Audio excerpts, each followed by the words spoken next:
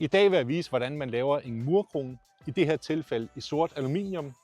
Vi kommer omkring en løsning, som de fleste kan være med på.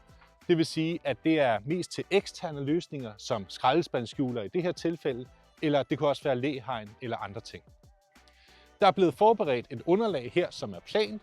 Der er lagt klemlister under, og under klemlisterne er der tagpap, for at der ikke kommer fugt oppefra, og det ligesom kan cirkulere ud. Oven på pladerne her, der lægger vi et stykke undertag på, for at danne en barriere imellem pladerne her og den zink eller aluminium, som kommer oven på murkronen.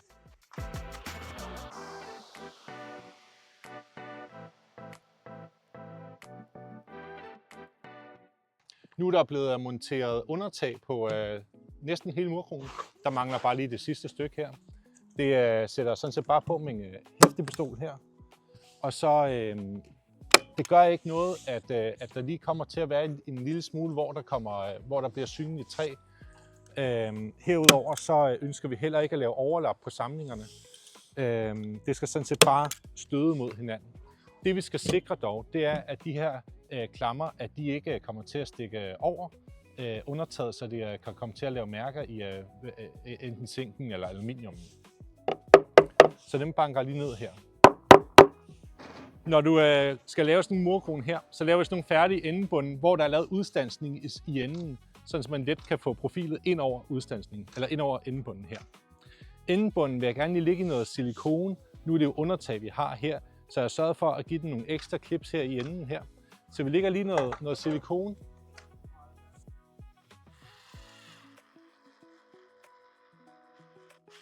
Sådan der. Så lægger vi endebunden ned, og der vil jeg jo gerne placere den, så den er lige placeret i forhold til muren her. Så skal der faktisk sættes en blindfalds på her. Men inden jeg sætter blindfalsen på, fordi en blindfalds, det er en samlemetode, der gør, at du ikke har nogen synlige søm eller skruer. Den er også for så vidt tæt en blindfalds i sig selv, men den er ikke 100% tæt. Fordi at, som I kan se, så sætter jeg blindfalsen ned på materialet her.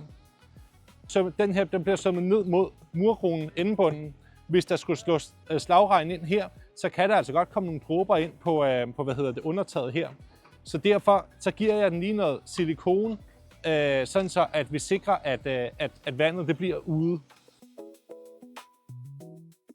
Blindfalsen den sættes, så den er lige med endebunden her, og så skal den ellers bare sømmes fast.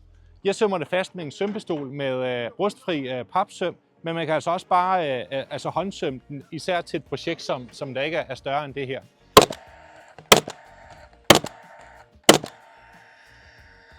Og det er altså bare lige at give den rigeligt med søm. Jeg har givet den en 8 søm cirka. Den her, det er også en bred murkrone.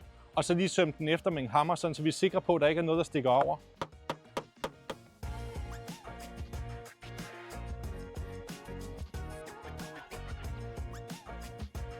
Når man kommer til et hjørne, så har vi de her færdige hjørner, som er udstanset i begge ender, sådan så man har fri mulighed for at køre videre med dem. Hjørnerne de bliver fastgjort med blindfalds ned i siderne her. Det vil sige, at siderne vil blive holdt nede her. Men altså, hvis det er en meget stor murkrone, så vil det være godt lige at give det en klat fugemasse her, sådan så vi er sikre på, at det bliver holdt nede med tiden også. Der er igen også sørget for at få klipset det godt her i hjørnet her.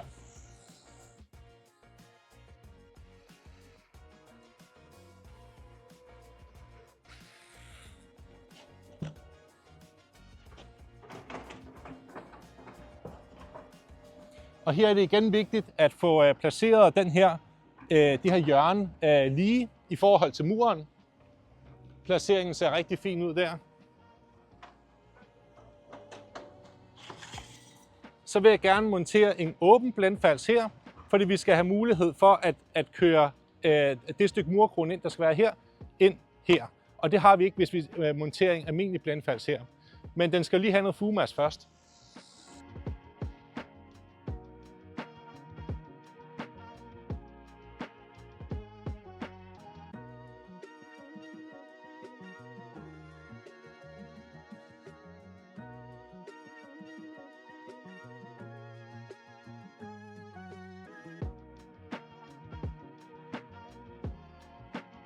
Nu skal vi sådan set have målt den murkrone, der skal sidde her imellem hjørnet og endebunden.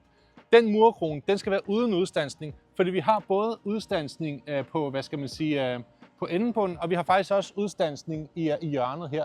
Så det er et slutterstykke imellem endebunden og hjørnet. Så jeg måler sådan set bare stramt her, altså ind i blindfalsen her, og så måler jeg til den anden blindfals. Der måler jeg stramt mål 73,2. Vi laver den cirka 6 mm mindre, det vil sige 72,7, for at sikre, at murkronen, der kommer på her, at den kan give sig lidt den her vej, og den kan give sig lidt den her vej, så den ligesom ligger der. På det stykke, vi skal bruge nu her, der skulle netop ikke være udstansning. I den anden ende af det her profil, der har vi en udstansning, og det skal vi altså ikke bruge lige nu.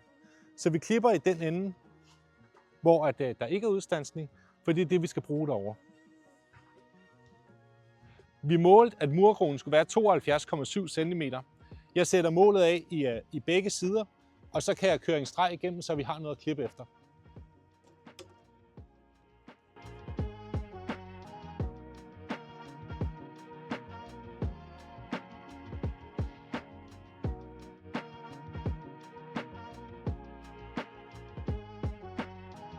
Yes. Nu klipper jeg sådan set bare efter stregen med sådan en metalsaks her. Det hedder en pelikansaks. Det vigtigste er sådan set, at saksen ikke laver hakker, som nogle metalsakse godt kan lave. Så den her, den er i hvert fald god til at klippe i en murkrone som den her.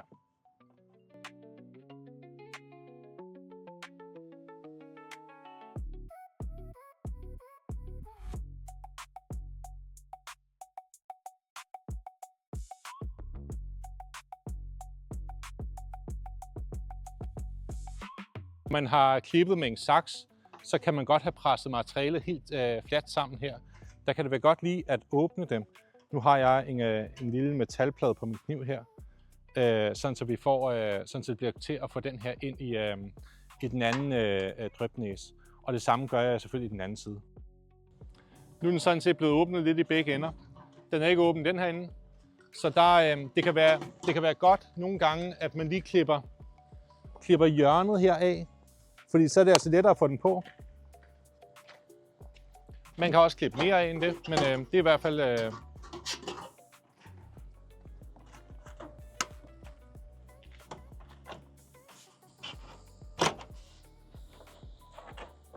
Og så kan det ses, at nu glider den lige ind i blindfalsen her, vi lavede, ikke? Når man skal hvad skal man sige, have den ind i den anden ende, så er det vigtigt, at de lige er åbnet lidt. Der bruger jeg sådan en fladtang her. Den har en lille bøjning på, den fladtang her. Men åbner simpelthen lige drypnæsen en lille smule, ombukket en lille smule. Bare lige så det er i 90 graders vinkel, for så har du altså let ved at få den på. Det skal så lukkes efterfølgende med tilsvarende tang.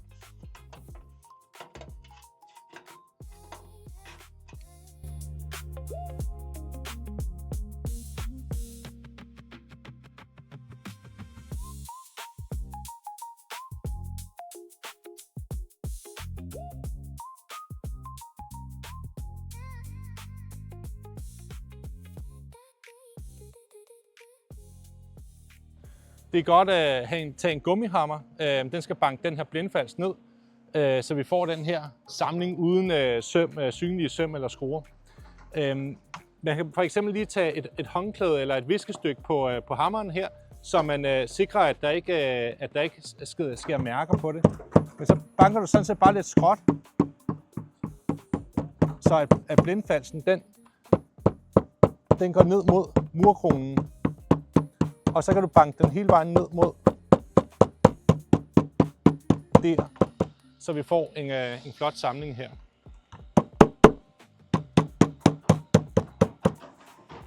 Sat en almindelig blindfals på i det ene hjørne, og fået sat en åben blindfals på i det andet hjørne.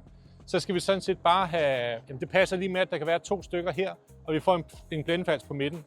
Jeg måler fra den højre side af den synlige del af blindfalsen her, og til den højre side af den synlige del af blindfalsen på den anden side. Der er faktisk lige præcis 2 meter, så vi kan jo så tage 1 meter, sæt til den højre del af den synlige del af blindfalsen her, og så skal vi jo så måle til yderkanten her på blindfalsen.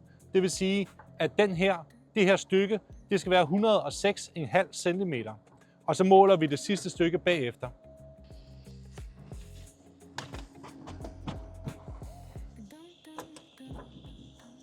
Nu er det her en fortsættelse, så det må man faktisk gerne lige slutte lige 5 mm, 3 mm før at du støder den helt til.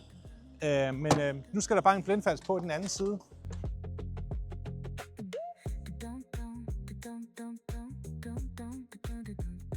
Som det aller sidste, så skal det sidste stykke sådan set i. Og det er lidt de samme principper, som det var herover ved imellem hjørnet og endestykket. Vi har sådan set bare et stykke, der skal i mellem de to steder her. Det eneste, vi skal være opmærksom på, det er, at der er udstansning i det profil her, og der er udstansning i det profil her, ligesom der var over den her side. Så det skal vi tage højde for. Så er det som sagt en god idé, som de andre steder, lige at klippe hjørnet af her.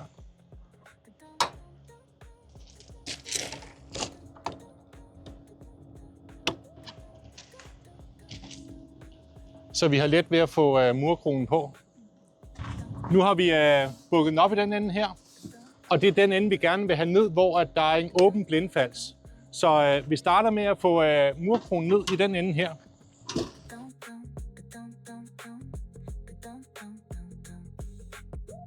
Så skal vi så igen have krænget den ned omkring her. Her, klik siger det.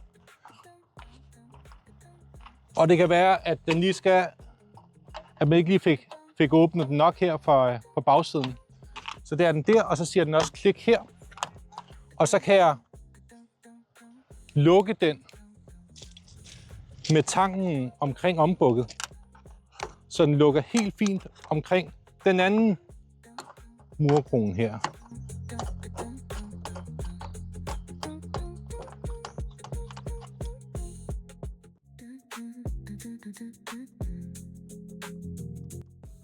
Det var så, hvordan man monterer en murkrone fra A til Z.